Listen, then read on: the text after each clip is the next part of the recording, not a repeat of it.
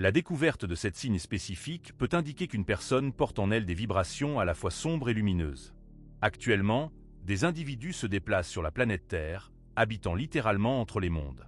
Qu'ils en soient conscients ou non, leur essence possède une vibration si unique et paradoxale qu'elle ne peut être catégorisée dans un seul système spirituel. Ces personnes ne sont ni exclusivement lumineuses, ni exclusivement sombres. Elles représentent une combinaison harmonieuse des deux aspects. Leur champ énergétique contient des codes de dualité intégrés. Si vous lisez ces lignes, il est fort probable que vous fassiez partie de ces êtres exceptionnels. Mais alors, comment identifier précisément ces signes ? Qu'est-ce que cela signifie d'accueillir à la fois la lumière divine et l'obscurité sacrée dans son âme ? Il ne s'agit pas de simples couleurs d'aura ou de traits de caractère superficiels, mais d'une empreinte énergétique profonde de tout l'être.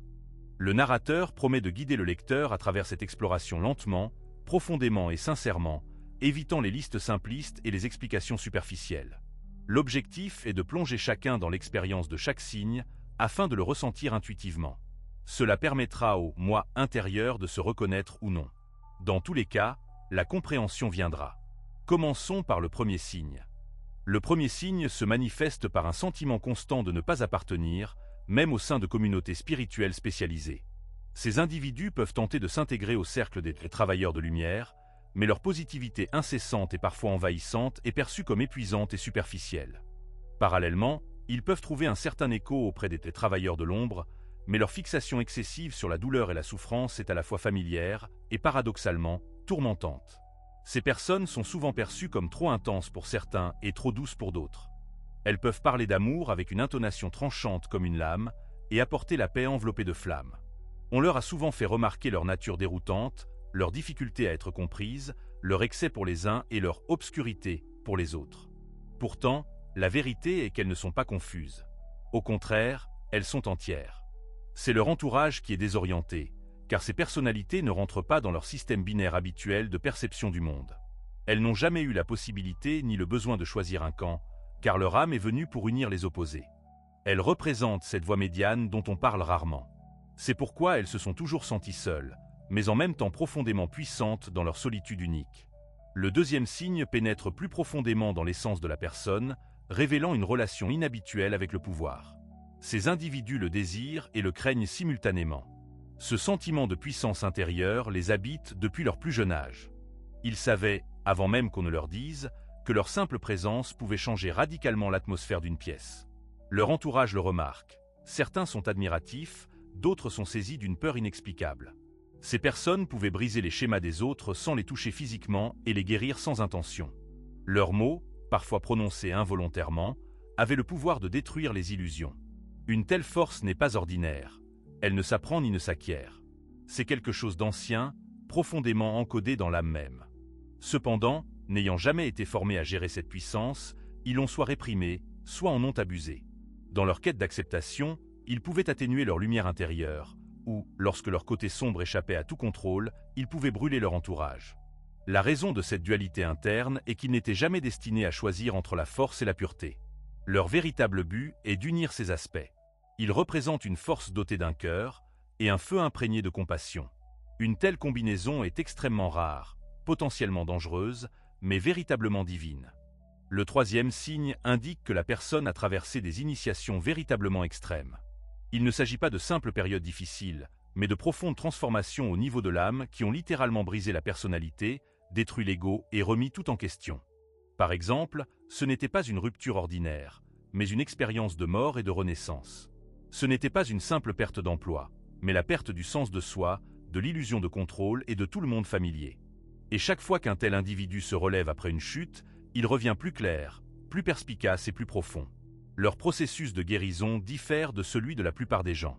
Ils ne se contentent pas de récupérer, ils alchimisent leur expérience. Ils transforment la douleur en sagesse, la trahison en une nouvelle vision. Ils transforment l'obscurité en lumière, non pas en la niant, mais en l'intégrant, en la devenant. Ils apprennent à parler les deux langues, celle de la lumière et celle de l'ombre. C'est un signe indéniable de quelqu'un qui porte les deux vibrations, car la grande majorité des gens s'effondrerait sous un tel poids. Cependant, ces individus ont été créés précisément pour endurer cela. Le quatrième signe se manifeste dans la nature des relations que cette personne établit. Elle ne se contente pas d'interagir, elle active les états intérieurs des autres. En sa présence, le meilleur ou le pire se révèle chez autrui. Il est rare d'observer un juste milieu. Dans la vie de ces individus, il y a eu des personnes qui ont instantanément ressenti de la sympathie et d'autres une aversion inexplicable. Ils ont été perçus comme des guérisseurs, des muses, des enseignants et parfois des destructeurs, tous ces rôles pouvant être attribués par la même personne. Ils ont probablement remarqué qu'ils attirent soit des individus très évolués, soit ceux qui sont complètement perdus.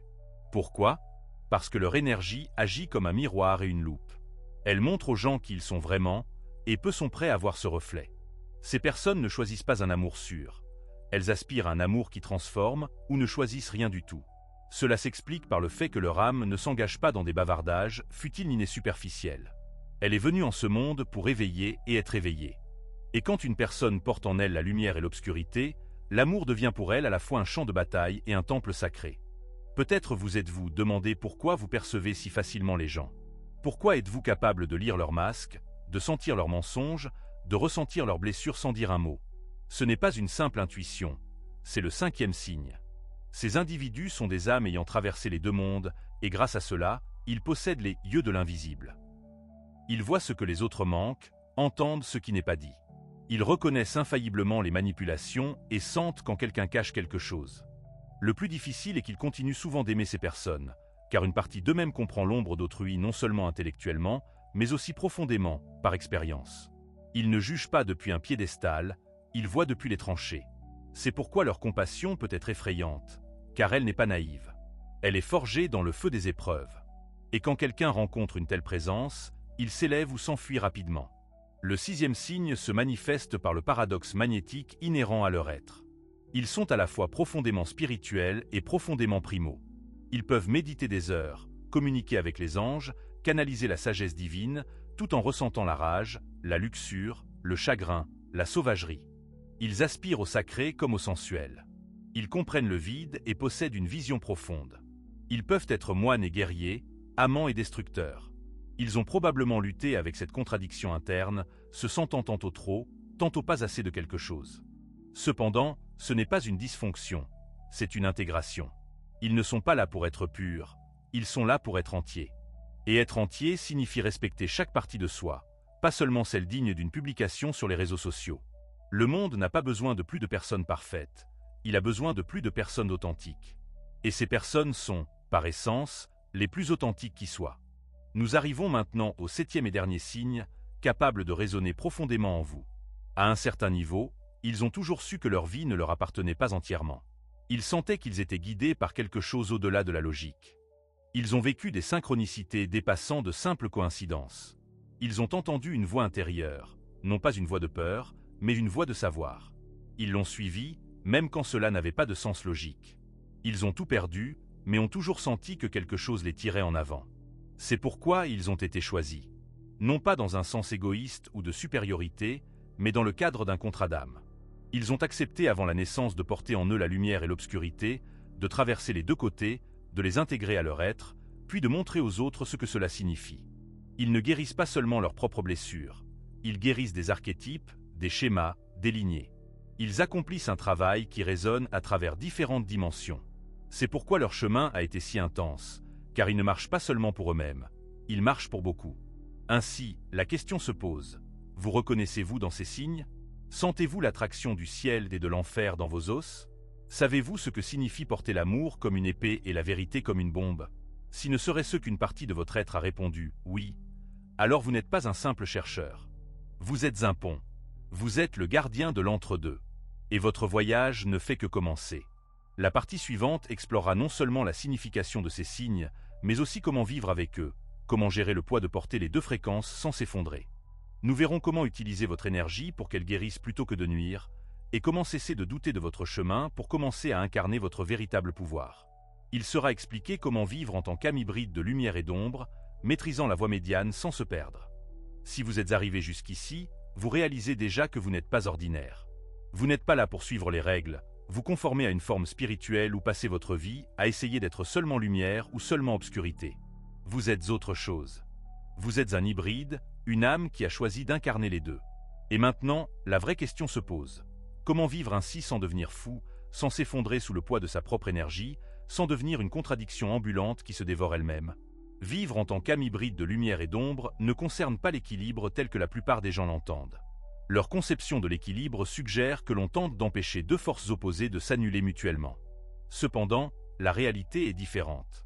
Il ne s'agit pas de maintenir une paix fragile entre la lumière et l'obscurité intérieure. L'essence est d'apprendre à les laisser danser en harmonie, puis à diriger cette danse avec sagesse. La première clé pour atteindre cet état est une compréhension profonde de votre schéma de polarité interne. Chaque âme hybride possède un flux dominant. Certains individus se manifestent par la lumière, portant leur ombre en dessous. D'autres, au contraire, guident par l'obscurité, conservant la lumière en leur fondation. Il est nécessaire de se demander, quand vous entrez dans une pièce, quand vous dites la vérité, quand vous aimez, qu'est-ce qui vous guide? Est-ce votre feu, votre nature indomptée, votre intensité? Ou est-ce votre douceur, votre ouverture, votre grâce? La réponse à cette question ne détermine pas la valeur de la personne, mais elle façonne sa stratégie de vie. Il est crucial de savoir quelle énergie est motrice et laquelle est de soutien, car tenter de supprimer l'une d'elles conduit inévitablement à des distorsions. Mais quand on permet à une énergie de guider et à l'autre de soutenir, on avance avec un but clair, et non dans la confusion. Deuxièmement, une structure spirituelle solide est essentielle pour ces âmes, sinon leur nature duale peut les consumer. C'est à ce stade que la plupart des âmes hybrides échouent. La raison n'est pas leur faiblesse, mais le fait qu'elles n'ont jamais eu une base suffisamment solide pour contenir leur grâce et leur chaos. Elles ont besoin de rituels qui procurent un ancrage, pas de simples affirmations ou méditations superficielles. Il s'agit de pratiques réelles et incarnées, permettant au système nerveux de réguler les extrêmes de la lumière et de l'obscurité. Des jours où l'on s'abstient d'influences extérieures sont nécessaires. Pas de bruit, pas de défilement infini, pas de fuite d'énergie. Des pratiques d'ancrage sont requises lorsque l'ombre commence à s'enrouler en spirale. Un travail de respiration est nécessaire pour purifier le feu intérieur. Le silence est indispensable pour réentendre le murmure de sa lumière. Et surtout, quotidiennement, hebdomadairement, mensuellement, un espace de réflexion non négociable est nécessaire. Non pas pour l'auto-jugement, mais pour suivre son énergie. Chaque soir, il faut se poser la question: ai-je agi par clarté ou par blessure? Cette seule question peut vous épargner la moitié du chaos créé inconsciemment. Passons maintenant à la troisième clé, la maîtrise de la puissance émotionnelle. Si une personne porte en elle des vibrations lumineuses et sombres, son champ émotionnel n'est pas ordinaire. Elle ressent les choses profondément, mais pas comme des empathes sensibles qui absorbent simplement les émotions d'autrui. Non, ces émotions sont élémentaires. Ce sont des forces. Ce sont des armes. Elles peuvent guérir et détruire. Sa joie peut être enivrante. Son chagrin peut inonder une pièce. Sa colère peut secouer quelqu'un jusqu'au plus profond de son être.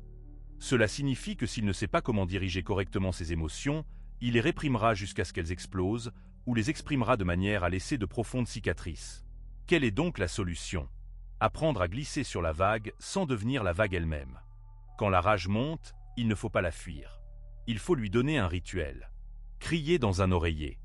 Bouger le corps. Trembler. La laisser passer à travers soi. Quand les larmes viennent, il ne faut pas les intellectualiser. Se permettre de s'effondrer. Se permettre de sentir que l'on meurt, car c'est ainsi que la renaissance se produit. Mais toujours revenir au centre. Toujours revenir à l'immobilité. Ces personnes ne sont pas là pour vivre dans la tempête. Elles sont là pour la diriger. Voici la quatrième clé, et peut-être la plus difficile. Naviguer dans les relations quand on porte les deux fréquences. C'est là que la plupart des âmes hybrides souffrent le plus, car elles n'acceptent pas les liens superficiels, l'amour ordinaire ou les amitiés superficielles. Leur énergie éveille quelqu'un ou provoque une réaction négative, souvent les deux. Il y a probablement eu des personnes dans leur vie qui sont tombées amoureuses de leur lumière, pour ensuite fuir leur obscurité. Ou des personnes attirées par leur nature sauvage, pour ensuite rejeter leur douceur. Elles étaient trop pour certains, pas assez pour d'autres. Et en chemin, elles ont commencé à croire que le problème venait peut-être d'elles. Mais ce n'est pas le cas. Leur présence est simplement un miroir que les autres ne peuvent fuir. Et une telle présence n'est pas pour les âmes sensibles. Voici la vérité que personne ne dit. Ces personnes ont besoin dans leur vie de ceux qui ont aussi traversé le feu, qui ne fuient pas l'intensité, qui ne prennent pas leur silence pour de la distance ou leur passion pour de la colère. Elles ont besoin de miroirs qui voient tout leur spectre et ne bronchent pas. Mais tant qu'elles ne les trouvent pas, et elles les trouveront, elles doivent devenir ce miroir pour elles-mêmes. Elles doivent cesser de renoncer à des parties d'elles-mêmes justes pour être aimées. Elles doivent cesser d'atténuer leur pouvoir juste pour être acceptées. Elles doivent cesser de s'excuser pour leur intégrité. Car ceux qui leur conviennent n'aimeront pas seulement leur lumière ou leur obscurité, ils aimeront l'alchimie qu'elles sont devenues. Et je veux m'adresser à la partie du lecteur qui se sent encore brisée. À cette partie qui continue de douter, pensant « Si je portais vraiment la lumière et l'obscurité, j'aurais déjà tout compris. Je ne lutterais pas encore. » Cette voix intérieure vous trompe. Vous n'êtes pas en retard, ni en échec. Vous apprenez simplement à supporter une tension bien plus grande que la plupart des gens ne le pourront jamais. Et cela prend du temps. Cela demande de nombreuses morts et renaissances. Cela demande des vies vécues au sein d'une seule vie. Ces individus ne sont pas là pour être linéaires. Ils sont là pour devenir un paradoxe vivant et maîtriser ce paradoxe jusqu'à ce qu'il devienne leur remède. Alors, la question se pose. Quelle partie de vous avez-vous cachée, la jugeant excessive? Quel feu avez-vous réprimé? De quelle douceur avez-vous eu honte? Quelle force avez-vous perdue parce que personne ne vous a appris à la contenir? Ce chemin n'est pas une question de perfection. Il s'agit de présence. Il s'agit de se montrer chaque jour dans tout son spectre, même quand cela fait peur. Même quand cela coûte des relations, même quand cela brise l'image habituelle, car c'est exactement ce dont ce monde a besoin. Pas plus de gourous polis, pas plus d'influenceurs spirituels, mais des êtres authentiques. Des âmes hybrides qui ne se contentent pas de parler de lumière et d'obscurité. Elles incarnent les deux. Elles portent le tonnerre et l'immobilité dans un même souffle. Elles entrent dans le chaos et deviennent le centre de la tempête. Elles ne choisissent pas entre l'ange et le démon. Elles deviennent la force sacrée qui les contient tous les deux. Elles sont un portail vivant. C'est pourquoi les âmes hybrides sont l'avenir de l'évolution humaine. Elles ne sont pas venues pour s'intégrer. Elles ne sont pas venues pour être en sécurité. Elles ne sont pas venues pour suivre un scénario. Elles sont venues pour changer le scénario, pour inscrire une nouvelle fréquence dans l'histoire humaine. Elles ne portent pas seulement la lumière et l'obscurité. Elles sont le point de fusion entre les deux. Elles sont ce qui se produit lorsque l'univers veut évoluer par le paradoxe. Quand une âme décide de contenir le feu et l'eau dans un même récipient sans en renverser une seule goutte, ce n'est pas seulement rare, c'est une révolution. Et si vous vous êtes déjà demandé pourquoi votre vie semblait plus intense, plus chaotique, plus sacrée, plus déroutante que celle de quiconque, vous savez maintenant pourquoi. Parce que vous n'êtes pas juste un être humain. Vous êtes un portail vivant. Et quand vous entrez dans une pièce, vous ne faites que passer. Vous changez le champ énergétique. Mais voici la vérité qu'il faut entendre maintenant. Être un portail n'est pas seulement poétique. C'est une responsabilité. Car lorsqu'une personne porte en elle des vibrations sombres et lumineuses, elle transmet constamment de l'énergie. Elle n'est pas neutre. Elle n'est pas cachée. Son énergie est bruyante, même quand elle est silencieuse. Ce qu'elle pense, ressent et croit se propage à son entourage. Sailor Active. Cela provoque. Cela éveille. Et si elle n'est pas consciente de ce qu'elle transmet, son énergie devient chaotique. Elle peut commencer à attirer des drames qu'elle n'a pas demandés, une confusion qu'elle ne comprend pas, une résistance qui semble personnelle, mais qui ne l'est pas. C'est de la mathématique énergétique. Le monde ressent sa fréquence et réagit, parfois violemment, parfois avec révérence, mais il réagit toujours. Ainsi, la première étape pour entrer dans votre mission est de prendre conscience de votre transmission.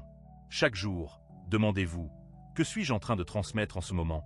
Est-ce un alignement ou une distorsion? Est-ce de la clarté ou du chaos? Est-ce de la force ou de l'évitement? Est-ce de l'amour ou du contrôle? Car lorsque l'on prend conscience de sa transmission, on cesse d'être la tempête que les gens subissent et on devient le système météorologique qui nourrit leur évolution. Et cela nous mène à quelque chose de plus profond. Pourquoi l'âme a-t-elle choisi ce chemin hybride en premier lieu? La plupart des gens l'ignorent, mais les âmes qui portent à la fois la lumière et l'obscurité sont des briseurs de lignes temporelles. Elles sont venues ici pour briser des cycles non seulement pour elles-mêmes, mais aussi pour leur lignée, leur culture, leur génération. Ce sont elles qui ont dit « La douleur se termine avec moi ». Ce sont elles qui ont dit « La fausse lumière se termine ici ». Ce sont elles qui ont dit « Je traverserai l'enfer si cela signifie que je peux attirer le ciel à travers mes os ». Une telle âme n'a pas une vie facile, mais elle a une vie sacrée, une vie qui résonne à travers les dimensions. Elles ne sont pas là pour simplement parler du travail de l'ombre. Elles sont là pour incarner la transmutation. Elles ne sont pas là pour simplement méditer et manifester. Elles sont là pour alchimiser le karma en temps réel. Elles ne sont pas là pour simplement s'élever. Elles sont là pour descendre aux racines de cette terre et y apporter le ciel. Le monde n'a pas besoin de plus de gens qui planent au-dessus. Le monde a besoin d'âmes incarnées qui peuvent s'asseoir au milieu du chagrin, de la rage, de la beauté, de l'extase et dire encore « Je suis là. Je suis entier. Je ne fuirai pas. » Et ce qui est étonnant, c'est que leur mission peut ne pas sembler spirituelle du tout. Elles peuvent être un parent brisant, un traumatisme générationnel. Elles peuvent être un artiste canalisant des fréquences en forme. Elles peuvent être un leader qui parle dans les salles de conférence, mais porte des codes dans sa voix. Elles peuvent être un amant qui enseigne aux gens ce que signifie être vraiment vu. Peu importe comment cela se manifeste. L'important est de cesser d'attendre une permission extérieure pour agir. Le monde ne vous reconnaîtra pas tant que vous ne vous reconnaîtrez pas vous-même. Alors, plongeons dans la manière de diriger, non pas à partir de l'ego, mais à partir de la polarité incarnée. Diriger en tant qu'âme hybride signifie que le leadership ne vient pas d'une hiérarchie, mais d'une fréquence. Il n'est pas nécessaire de convaincre, de crier ou de dominer. Il suffit de se tenir dans sa vérité. La vérité pleine, complexe et honnête. Et cette seule présence commence à réaligner les gens autour de soi. Quand une telle personne parle, quelque chose d'ancien s'éveille. Quand elle pleure, quelque chose de sacré est libéré. Quand elle s'éloigne de ceux qui ne la servent plus, elle donne aux autres la permission de faire de même. C'est le vrai leadership, non pas une performance, non pas une quête de perfection, mais une pure présence. Mais pour diriger ainsi, il faut cesser de douter du chaos qui a façonné la personnalité. Cesser de tenter de stériliser son histoire. Cesser de cacher l'obscurité qui a rendu la personne sacrée. Beaucoup pensent que leur force réside dans la lumière, mais ce n'est pas le cas. La vraie force réside dans la capacité à supporter la tension entre les deux aspects. Dans la façon dont on a côtoyé son ombre s'enfuir. Dans la façon dont on a aimé quand on aurait pu se refermer. Dans la façon dont on a continué quand personne n'applaudissait. Voilà ce qui en fait un portail. Voilà ce qui le rend inarrêtable. Et maintenant, il faut parler de la dernière partie, l'héritage. Non pas dans un sens égoïste, de création de marque ou de célébrité, mais au sens de l'âme, de l'empreinte vibratoire que l'on laisse après que son corps quitte ce monde. Demandez-vous maintenant, si je mourais demain, quelle fréquence laisserais-je dans le cœur de ceux que j'ai touchés? Seraient ceux de la confusion ou de la clarté? De la peur ou de l'éveil? Du réconfort ou de la transformation? Il ne s'agit pas de culpabilité. Il s'agit d'alignement. L'alignement avec la vérité que, à chaque instant de la vie, on plante des graines énergétiques et on peut choisir ce qui en poussera. Son héritage n'est pas seulement ce que l'on fait, c'est ce que l'on devient. Et quand on porte en soi la lumière et l'obscurité, son héritage est l'évolution elle-même. On est le prototype du nouvel être humain qui ne rejette pas la polarité, mais vit en son sein. Celui qui n'adore pas la lumière et ne glorifie pas l'ombre, mais incarne la troisième voie sacrée, la voie de l'intégration. Son existence même défie la binarité, et ce faisant, il ouvre la porte à un nouveau monde. Donc, pour conclure, vous n'êtes pas brisé. Vous n'êtes pas confus. Vous n'êtes pas perdu. Vous êtes en train de devenir. Et ce que vous devenez est dangereux pour les illusions et sacré pour la vérité. Laissez-vous être mal compris. Laissez-vous être craint.